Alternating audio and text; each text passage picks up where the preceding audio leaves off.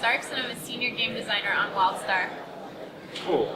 So WildStar had a pretty successful launch. I played the game, I reviewed it, I loved it.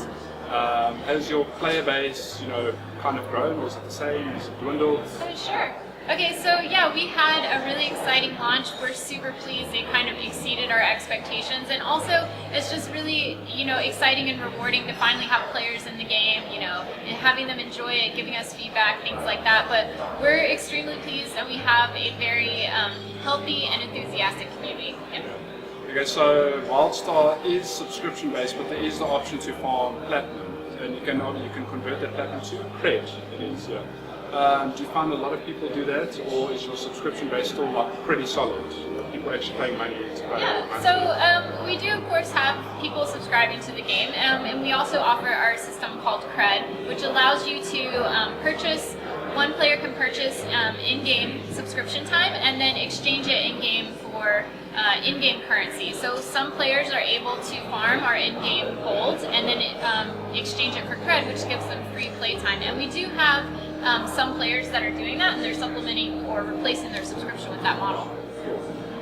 In terms of upcoming content, I know you had some DLC, what is it, like a month or two ago? The stuff you're working on now, you excited for it? Like, what can players expect? Yeah, so we've already had 2 releases of content since the game's been out. Our first one was called The Strain, and we added an entire new zone to the game. Our second one was Daggerstone Pass, where we added a new PvP battlegrounds.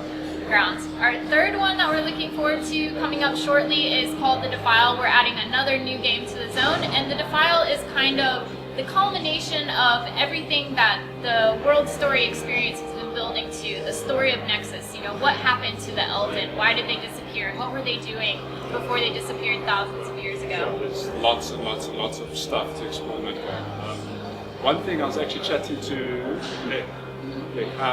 He mentioned PvP. I've never tried it. Can you tell us a little bit more about it? Is it 3v3, 4, when it goes up? The numbers vary, yeah. We've got a variety of player versus player options in our game. So we have PvP dedicated servers, which means you're always flagged to engage in PvP in the open world. And then on our PvE servers, you can choose when you want to be flagged to engage in PvP in the open world. But we also provide arenas, battlegrounds, and war plots. Arenas are our small-scale faction versus faction PvP. It's either 2v2, 3v3, or 5v5. It opens up at level 30. 30 to 49 is what we call our practice arenas. They're just for fun, getting you used to it. And then at level 50, we do use a matchmaking system, ELO, industry standard, to make sure that you're matched up with someone of your appropriate rank and skill. For our battlegrounds, they're a little bit larger. They're either 10 versus 10 or 15 versus 15, and they're themed to different types of gameplay. So we have, for example, a capture the flag type battleground where you're actually trying to capture a moody mass and bring them back to your camp, but you can also steal from the opposing side, so it adds an element of strategy to it. Our other one is kind of a attack and defend mechanic, where your goal is to advance down a hallway, a very large hallway, and take over control points in a series of rooms. And then once we do that, we'll switch the teams and let the other team try and do better.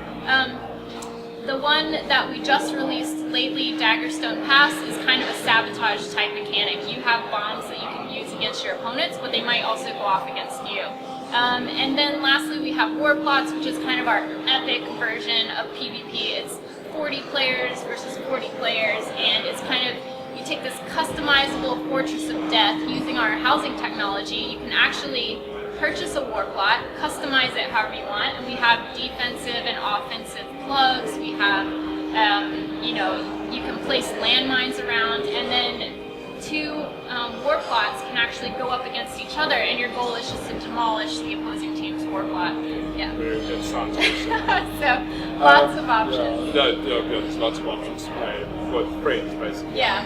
So, there's solo options, but it sounds like there's tons and tons to do. And now, last question, what is your favorite class? My favorite class, I play engineer because I love the little engineer bots. I would probably play any pet class because I think it's adorable. But yeah. Cool. Is there anything else you want to tell anyone listening? Thank you guys for trying the game, for playing the game. We are so excited. We love interacting with you guys, and we love hearing feedback from you. So please, reach out to us with any comments or questions you guys have. And yeah, thanks. Cool. Yeah, thank you so much for your time. Okay, thank you.